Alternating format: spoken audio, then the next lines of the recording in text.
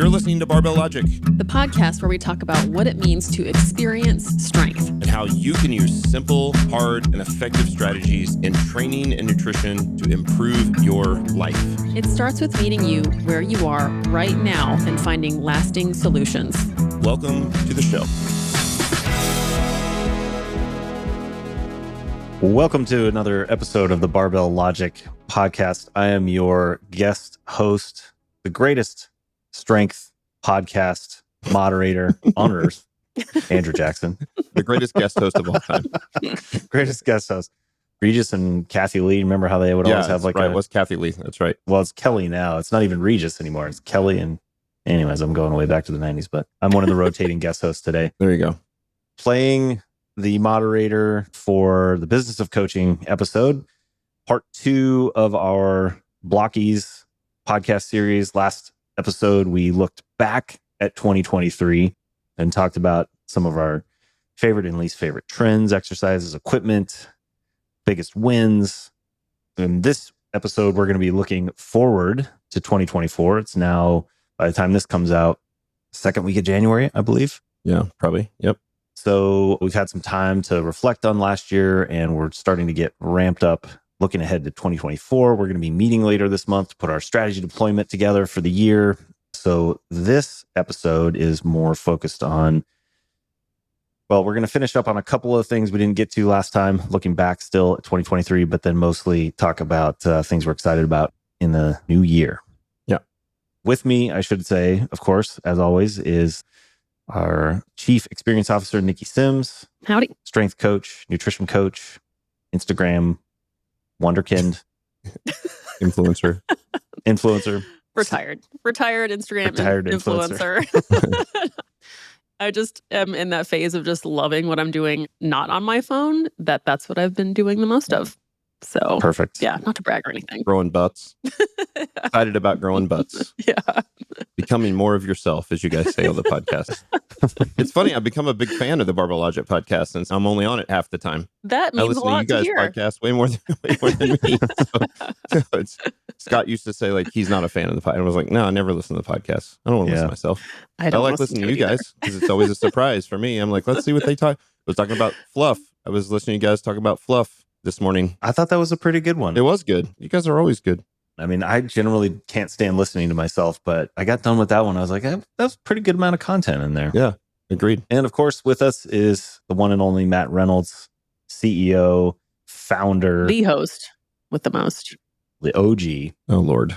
Back with us today to talk about what he's excited about, which you are very good at talking about. I think it's one of the most persuasive things that you're able to do is get people excited about the thing that you're excited about. That's a backhanded compliment, but I appreciate that. That's very powerful. It's powerful. I know it. No, it is for sure. Yeah. You are so infectiously excited about the thing that you're excited about that I get excited about. Like, hell yeah, I want to drink some whiskey. Hell yeah, I want to get into coffee. Give me that coffee maker. Yeah. Kaylin's got a pretty serious boyfriend. He came down and asked some theology questions the other night out of nowhere and was answering his questions. And he walked upstairs. I guess he and Kaylin were like arguing about it the night before. And then he just went upstairs and was like, yeah, I'm all in on everything you guys believe. And Rachel's like, just, make sure you leave him some room because she's like, you're just so persuasive at everything you say that you can get anybody on board with the thing. And I was like, yeah, I get it. But I'm like, I don't know how to explain it any other way because it's authentic. I'm not trying to gaslight somebody or something. I'm just like, this is why we believe the way we do. It's the same thing with the business. So I get the vision and kind of know where we're going. And we were just joking around, half serious before we started recording about like, we don't have any clue what we're doing. This is a startup and it's unique in the industry. Like, I think we're a unique business that nobody's really done anything like this before. And so, I think the nature of most startups is you're just like, you're constantly kind of winging it and you're learning all the time. You're reading and you're listening and you're trying to glean as much information as you can. And then you're doing the best you can with what you got. And then you just know that you're kind of in uncharted territory. And so I've learned to enjoy that in spite of it being incredibly overwhelming a lot of times. And again, for those that have listened to this podcast since 2017, there have been a lot of really rough times when we were going through bad stress, not good stress. And now we're going through good stress. And that stress is overwhelming. But I'd much rather be in a place where I'm overwhelmed by the good than overwhelmed by the bad. And so And I think that's really, we'll talk a little bit, I think today I sort of teased it out on the last, on Friday's podcast about the Forbes book coming out. But that book that I'll have coming out, we'll talk about here shortly about undoing urgency. And you guys have seen this out of me for all these years. That's like, I can get caught up in the urgent very easily, and you get overwhelmed by the urgent and it pushes out the important. And so a lot of this is just practicing what I preach and taking a spoonful of my own medicine here and not get overwhelmed by the urgent so that I can focus on the important stuff and, look down the road, play the long game. Or I'm just curious, like, is there a section about like how it's inevitable that there are those moments, and how do you recognize that, break the pattern, or that kind of stuff? Yeah, both. And I think there's times when urgency can be good, and there's times when it can drive you to achieve a ton in a short period of time, but it's unsustainable if you live in a way that feels like you're suffocating and drowning all the time. Sure. So, you can do it for a short period of time, and sometimes you have to. And some of those times, if we look back over the life of our company, have been some of the things that I think really bonded us together as a team. For sure. Is a time where we were like, it was just the most urgent, most important, it was like massive events, but it pulls you together. But man, I don't want to be in that 12 months a year. That's for sure. You can get an incredible amount done in a ridiculously short period of time when you're in that mode, but you're in fight or flight mode. You're in pure adrenaline. Yeah, when you're 100% focused, completely exhausted kind of state. And you kind of push everything else out, and it's just like, it becomes so clear to you that you can't handle anything more. And so you just don't even try. Yeah. One of my favorite books, The Hard Thing About Hard Things, which we're going to talk about our favorite books of the year. This is a book from past years that I've now read 7 or 8 times by Ben Horowitz. And remember when they're going broke and he takes them all to like the crappy hotel because that's all they can afford, and they go order pizza, and he basically makes the charge and says, like, if you're not with us, it's totally okay. Now's the time to leave. And 2 people leave and everybody else stays. And he's like, if you can stay, we're digging in right now. That first night they ate pizza and drank beer, and they got up the next morning and they worked 120 hours a week for the next 6 weeks. And they completely turned the business around. And it was because they were just 100% focused on what they were doing. And so again, you couldn't do that for even 6 months, but for 4 weeks or 6 weeks, you can do it. So no, it's good. I always like reading those things because it reminds me that this overwhelming level of urgency and stress, even when it's good stress, is still normal. And what every great business, and I'm not saying we're a great business, but I think we're moving that direction, but every great business or businesses with massive exits, they all can go back and tell these stories of these times, these major milestones or major turning points in their business. And we've talked about this before. It won't come out a ton in this book yet because it's, I'll have to be out of this business for a while before I can do it and like truly tell the story. But I'm keeping a list of all the things in this business that have occurred that have just been like, that people have no idea, massive turning points or massive milestones, or we were down to the last hour of something that would have killed the business. And then, just somehow we're, saved out of it and just incredibly blessed. So yeah, man, I'm excited to talk as kind of a icebreaker, the kind of wrap up of last week's show of like, what was our favorite personal stuff from 2023? Yeah, so let's close that out real quick. The first category, best experience of 2023. That's a broad topic. And this is personal stuff. Personal, I'll open it up to you guys. Take it where you want. Best experience 2023. Mine was Alaska. I got to go to Alaska and take Rachel up there. And this was at the very end of, I had traveled every single week to all of these Air Force bases and went up to the Air Force Base in Fairbanks. It was the last one. I was going to be able to be home for a while. And I told Rachel, I was like, why don't you come? Like, we've always wanted to go to Alaska. Let's go to Alaska and go to Fairbanks, and 2 hours from Denali. And, I'll go work with the Air Force for a few days. And then we'll go to Denali and we'll do all kinds of cool stuff around the mountain. And we chartered a plane and flew around the top of the mountain. And it was amazing. And, we took a helicopter and landed out on the tundra and like hiked on the mountain and did all kinds of cool stuff. So, it was just beautiful and it was cool. We stayed in a little log cabin, this little tiny log cabin. And it was just awesome. It was, it was cold and it was fun. We had a fire and had good food. The food around that area, while there weren't a ton of restaurants, they were great. And the people were super kind. And so it was just, I've seen so much. I've been so blessed in what the business has allowed me to see and travel and do. It's really wild when you see something that you've just never seen before. And Alaska was just, and being up there and that far north was nuts. Do you think anything about it like changed you or changed a lens, or is there something you took away from that experience? Not necessarily. I just think that for us, I've noticed even over the last 6 months, but it's been this way for several years, but even over the last 6 months, especially with this year being so great, I'm like, I live in this kind of constant state of being incredibly grateful And I think about, being able to share that experience with my wife, who is not just my incredible wife of nearly 25 years, but is my best friend, and get to experience those. Like, how incredible is it that the success of the business has allowed us to see these things? And, you go up in the airplane and you're flying around the peak of Denali and you're like, this is unbelievable. This is unbelievable. I never want to take that stuff for granted. And so, we've got several of those when we got to go to Scotland and England a few years ago, similar kind of stuff. It's like these trips of a lifetime. And I've got 15 of them, trips of a lifetime, that most people don't ever get to see. We've got friends and people in our church that they're like, they've never seen the ocean. Wow. Never seen it. Living in Missouri, like, let alone, going to another country. We're definitely very blessed. I love that I get to do it with people that I love. So, no, it's great. Love it. Niki, best experience 2023. Okay, so I'm going to take it a little bit literally, and it's definitely from the lens of me being in the customer experience world. But my best experience, I think, was this all-inclusive resort we went to in Mexico. It was in Playa del Carmen, called Hotel Palmaya. And I think it's a newer resort. I believe it opened during COVID, so they had a couple years of, probably just trying to stay alive. Struggling. Yeah. And then it caught some momentum where it's super, like, it's very plant-based and vegan-based. It's like totally caters to all the allergies, to the point where I was really nervous that they wouldn't have meat. But I did so much internet stalking and was able to find out that they do have meat. But I'd never been to an all-inclusive before, and I was worried that it was going to feel like, oh, the drinks are going to be crappy, or it's going to feel like I'm getting tricked somehow. But they did such a beautiful job of anticipating everything that we could possibly need next. As soon as you got onto the property, you actually were driven in a golf cart to a further down part of the property, and you just left touristy Mexico behind. Everybody was on board with you being on vacation. And so they crafted such an escape that it really felt like I was able to say yes to whatever I wanted. I could go work out. It was easy to go work out. They had classes. They had just breathing classes on the beach. And it was a masterful customer experience where you had full permission to pretend that the outside world did not exist, to be treated really, really nicely, to have wonderful food that was healthy. And it didn't feel like permission to be debaucherous. It was permission to unwind.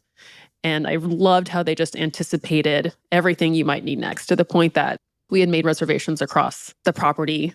And we walked down, and I was wearing heels, and someone in a golf cart was like, oh, are you headed to the restaurant? And I was like, oh my gosh, yes, we are. And it didn't occur to me that they had thought to come pick us up because it's their fancier restaurant. And they were like, oh, well, they'll probably don't want to walk in their heels. And I thought that was just wow, someone was thinking of me.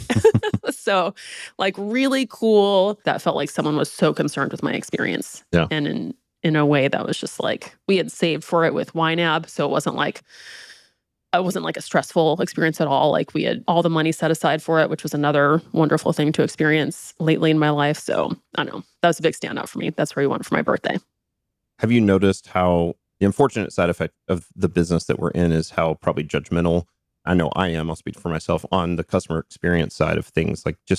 I did a whole podcast about, what has occurred in the world since COVID and how experience has gotten so much worse. But 90% of the time, 95% of the time, I'm noticing when customer experience is not up to expectations or not what it should be. But then when you actually get one like you just experienced, it's overwhelming. And you go this is what we're trying to do in our business. Yeah. We don't run a resort, an all-inclusive resort, but this is the goal for us, for our clients, to walk away with the same experience level. Yeah. I do think it's an art. And some of it is the person who is helping with you, they kind of have to not be their full selves. I think the struggle is when you ask someone how they're doing during one of these experiences, if they start really telling you how they're doing, you're taken away from your experience. Right. And I think that's a little bit of a battle with providing good experience and also being a human who works in the service industry, is that you have to be really committed to that experience, to the point that you almost compartmentalize. And I think that's what we're seeing with the service industry now, post-COVID, is it's a lot about the person who's working for you. They are providing a service for you, and they want to be seen as a human. Yeah. And all of their bad days, their good days, what they're struggling with, what they're annoyed about their boss. And so I think that's where the rub is coming from. Yeah. Man, this was a tough one. 2023 might be front runner for best year of my life kind of years. Just has been an amazing series of experiences. So it's hard to narrow it down. But as you were talking, Niki, I think the one that I would say jumps out because it crosses over all of them is my financial experience using YNAB. Because my finances have been changing personally for various reasons, there's just been a lot of variables that have changed. And yet somehow this year I've been able to support doing all the things that I wanted to do without feeling guilty about doing the things because I've been able to plan for it. So I would say that experience of spending money on the things that I give my dollars a job to do and being able to enjoy those, whether it's vacation or whether it's taking my daughter out to dinner or getting equipment that I want to use for my gym or whatever it is that I've wanted to spend money on. I think that YNAB has really enabled me to have a totally different experience with money this year than I've ever had before. And I've been using it for a while, but I think I just really, it clicked with this year and a lot of the changes that I've been going through that it was awesome. So yeah, that's a tough one to narrow it down to. It feels kind of generic, but I know. I had like 2 others. it's the big enabler really. Yeah. Because I wouldn't have been able to do it. Even if I had done all the things in the past that I did this year, I would have been stressed out. I would have felt guilty. It would have had a whole bunch of negative emotions. That's why I focused in on that experience, is that I've experienced my life differently because of YNAB. So shout out to Jesse Meekum, friend and client. He's my client right now. So it's been awesome getting to work with him. It's great. All right. On to biggest surprise in 2023. I have 2 big ones. One is I got a new puppy, Milo, which after saying that I would never get another dog again, I got a dog. And he is awesome. Yeah, that was quick too. Yeah, and I've told the story, but it's basically a lady had this little Boston Terrier, and she was next door neighbors with my pastor, and we had played around with him in the backyard one day, and then she fell and broke her back and had to go to the hospital and then like a live-in facility for the rehab and needed somebody to babysit the dog. And so we're like, we'll babysit him. And then about a week later, she's like, I just want him to keep the dog. And of course, my girls were like, we're keeping him. By that time, I'd fallen in love with him. So got a new puppy and I love him. I love him so much. I've had 2 dogs in the past and I had dogs when I was a little kid, but I love this dog. And then 2, I don't think I've said this on the podcast. I think you guys know this. Maybe you don't. Like 2 surprises? I became a Presbyterian this year. Ooh, yeah. I'm no longer a Baptist. Wow. And so that seems like a big deal. Yeah. So kind of I'd say a big change. It's Reformed Baptist and Reformed Presbyterians are pretty similar, but to keep it tight, I won't go into all the details. Yeah, it was a pretty major change, but still lots of fun diving into that stuff and sort of adopting that theology. So it's been good. Nice. Niki, biggest surprise? One that comes to mind is how much I love going to my spin class. Never thought that I would enjoy going to a spin class, but it is fun. Shout out to Crit Cycle. Biggest surprise for me, how much football I've ended up watching this year, or just sports in general. Oh my You're gosh. welcome. Oh, that's funny. Niki is completely taken over Just turned you into a sports fan? We watch a lot of golf and football. between golf, football. Those are the 2 I like and watch again. This weekend, by the way, there's a big golf tournament and then there's a lot of football on. Yeah. You got Anyways. down to the playoff hunt for the NFL, and you got the national championship and the college. I swear I wrote off football like 10 years ago. I stopped watching it. And That's cool.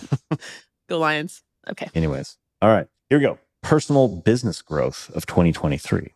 That's interesting. Personal business growth. Yeah. Like, how did you grow in? Oh, gotcha. Personally within the business. For me, it was a combination of the Series A. We've talked about a Series A raise for years, and to be able to actually do that has been incredible. And that really came on the back of the military contract that we talked about in the last podcast. And so that's been huge. I've got to pitch the business and the vision of the business probably 60 times to investors and investor groups. And, it's high pressure, but I love talking about the business. That's been really fun.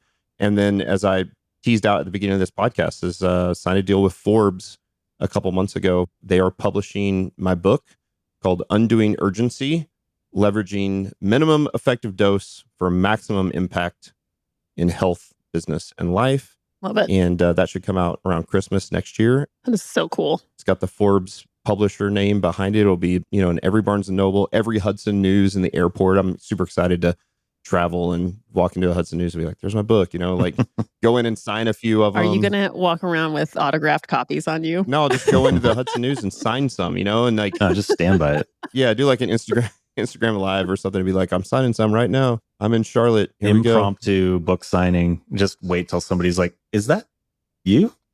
No, I'm excited to do it. And we should be done writing the book by April. So we're already fairly deep in the book. It just takes a long time to print and publish and, all the PR leading up to it and all that kind of stuff. But so everybody's asked for years about the minimum effective dose book, and that's coming out, but it's not just specific to strength training and fitness, although that's definitely in there.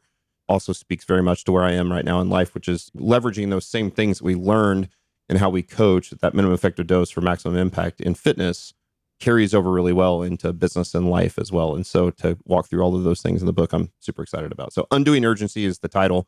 All that extra stuff is subtitled. That'd be a really long title. So Undoing Urgencies. So keep watch for it. I'm sure we'll fill you in on when it's ready to go. And I'm excited to write it. So cool. Niki, biggest personal business growth. It was really major to me when I got put in the leadership role of the Barbell Logic online coaching product service. And that was huge to be in charge of what has been such an important part of our lives and part of the business. And that meant a lot to be able to be trusted in that position. And it was cool to, see things as the leader, the person who's responsible, which I felt a sense of responsibility, obviously. But when you are the leader, it's just like, okay, this is different now. Things have escalated. And it was in a fun way. Like it felt really good to have that responsibility. And I really appreciated it. Still do. It's been great, by the way, for me too, there, where it's like to be able to, again, practice what you preach and delegate out and trust your great people to do what they do best. And so I don't want to be a CEO that micromanages and has my fingers in everything. I want to give my great people the ownership of those things. And so that's really worked out well. I think it's a major positive move for the business. And I think it was Andrew's idea. So cheers to you, sir. Thank you. Great idea. Again, as much as sometimes his corporate background annoys me. And myself. It annoys myself. He's figured out how to bring the cream from all of the gunk that's in there and the stuff that rises to the top and go like, and so we're able to pick and choose and not be over corporate tea. I want to make myself a t-shirt that says bring in the cream. So I'm able to, he is excellent at bringing the cream. What about you?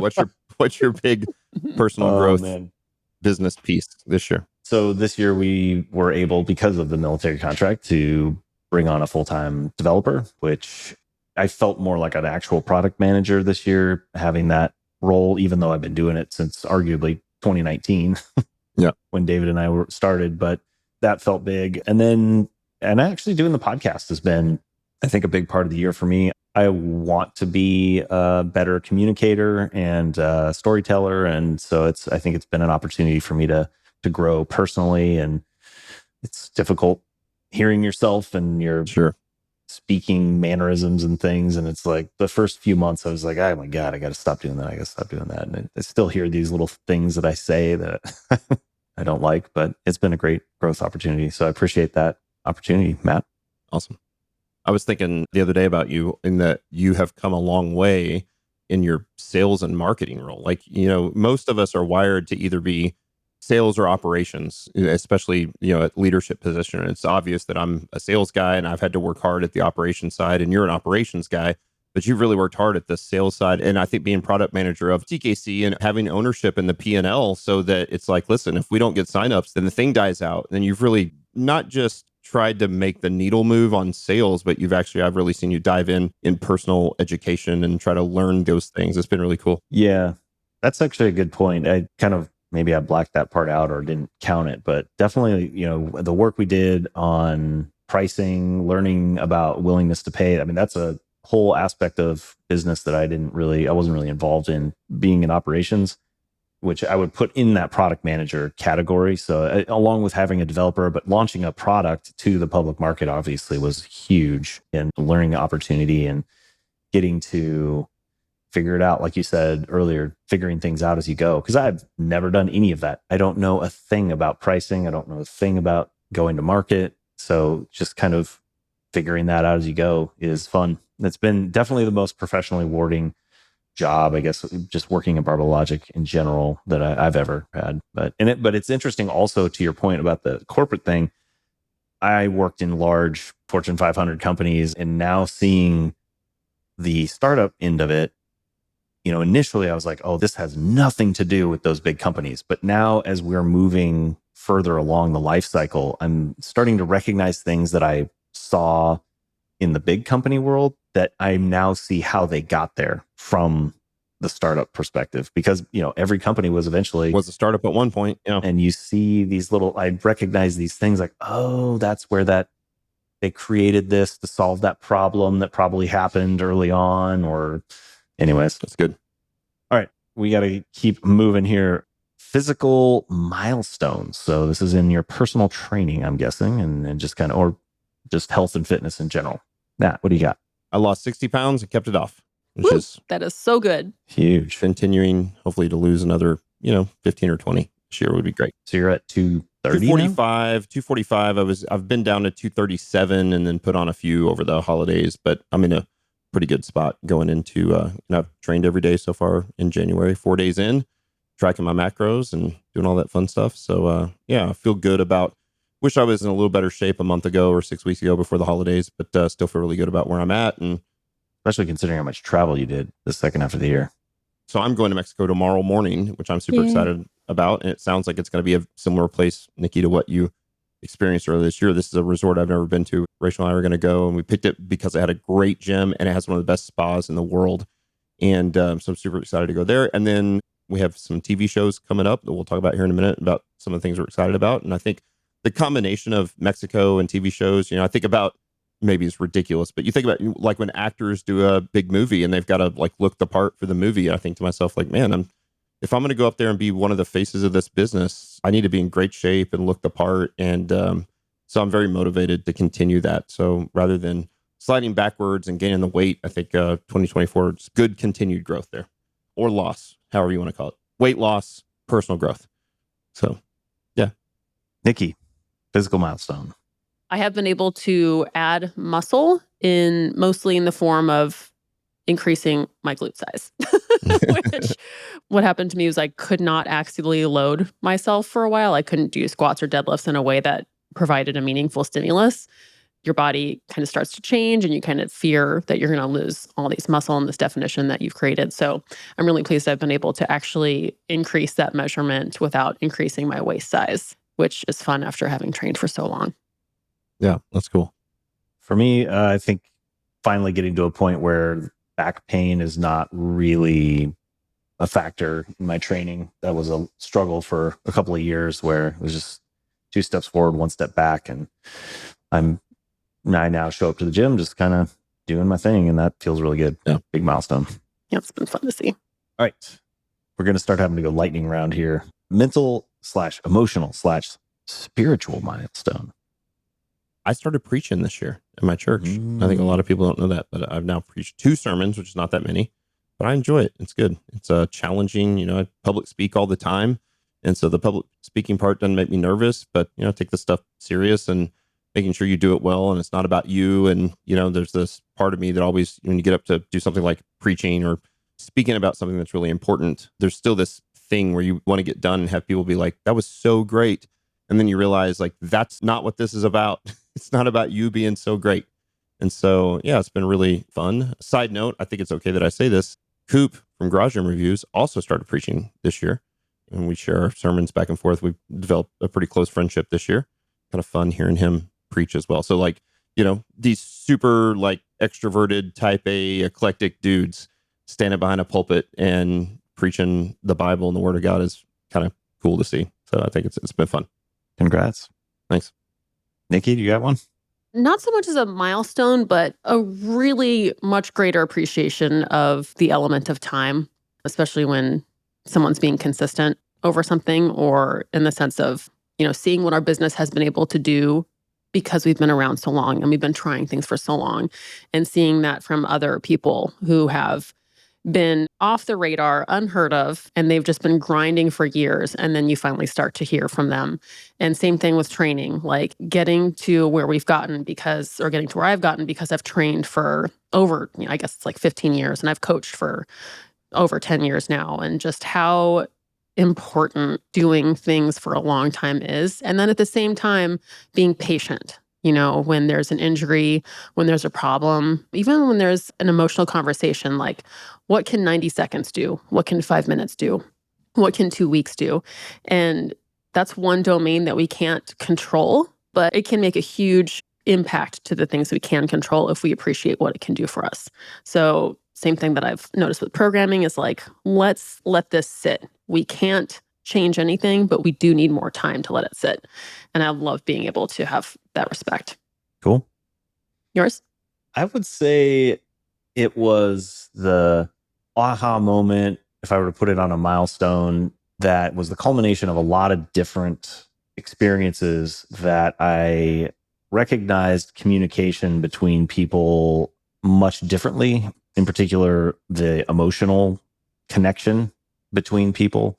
I've considered myself a emotionally intelligent person in that I think I'm aware of my emotions and other people's emotions, but often I think, fail to recognize that understanding and communicating, or in particular, recognizing or reflecting back the emotion that the other person is experiencing or validating that emotion is really at the heart of most communication. Yeah.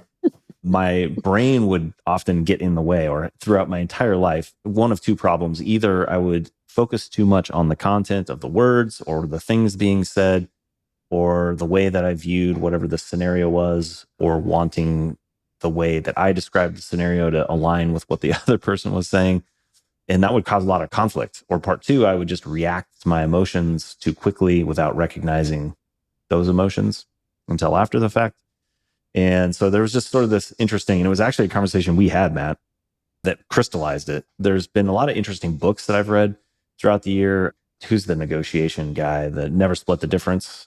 Yeah, I can see the guy. Can't remember his name, but Yeah, it's like FBI guy or whatever. Chris Voss.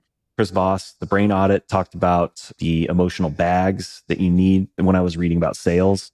And then talking to you about storytelling and you explaining, I mentioned this on the podcast before, and I'm like, what do you do when you're telling a story? And I'm like, well, I tell people how I felt, or describe the circumstance, how I felt, what I did, and then how I felt. And it was like this click of where I was like, oh, the story is your emotional transformation and what happened along the way.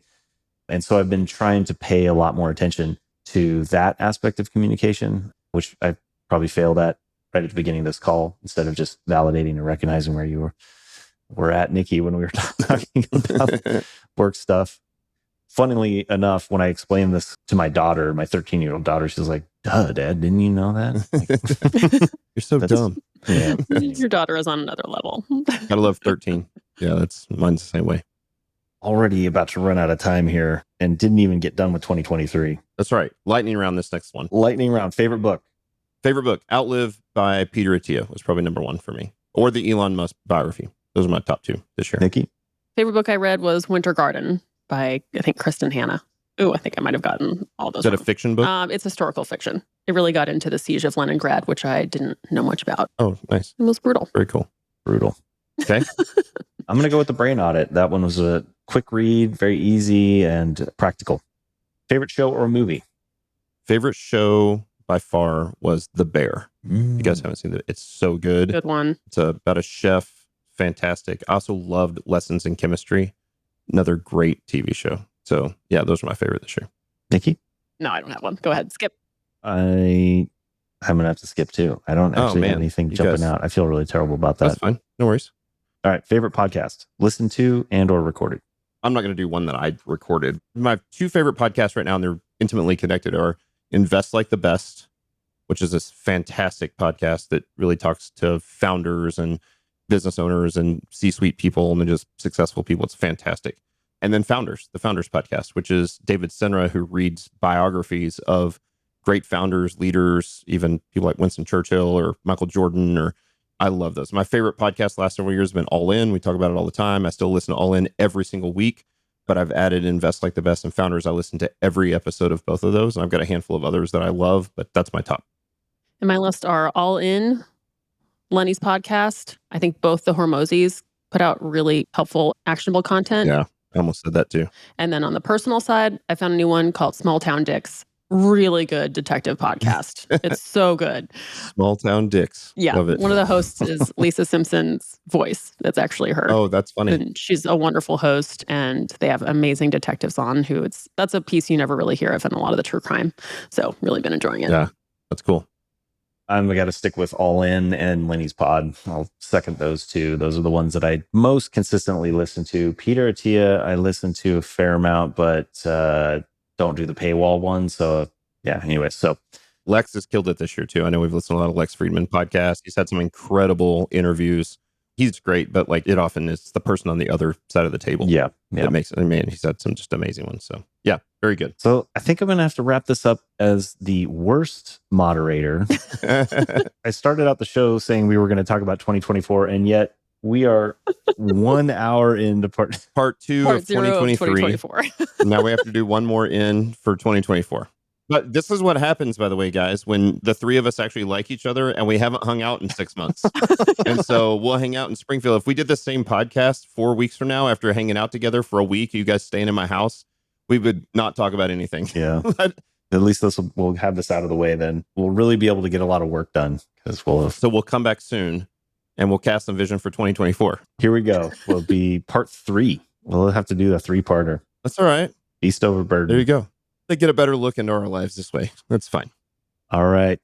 Signing off for another episode. Thank you for listening to another episode of Barbell Logic.